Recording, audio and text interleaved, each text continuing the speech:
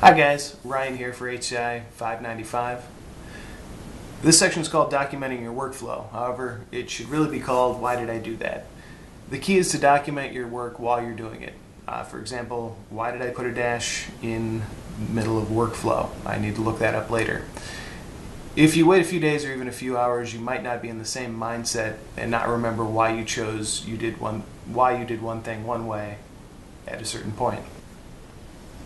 From an educator standpoint, as we look through your projects, we want to see the growth of the project and see your eureka moment when you decided to change the logo color from chartreuse to lavender, or why you felt that one logo worked better for your user and how your project got from the start to completion. Without a verbal presentation, we rely on these step-by-step documentations to narrate your project for us. It's always important to document your workflow, even outside of class. In the working world, as some of you probably know, some projects have the potential to run long, sometimes over the course of years.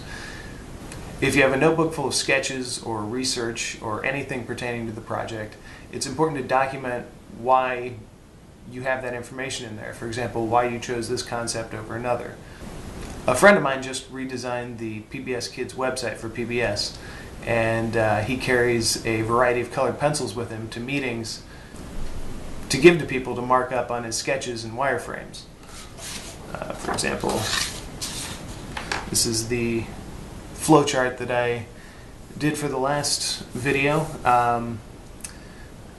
As you can see here, I made notes a day later in red, and John Doe made his notes in blue, so that way I can go back and see who made these notes and when they were made. You could even put more detail in here by saying went back to research and forgot one. It's important to label who used what color, so that way when you run into an issue on, say, for example, you're building a website, you can go back and see, oh, this was a client request.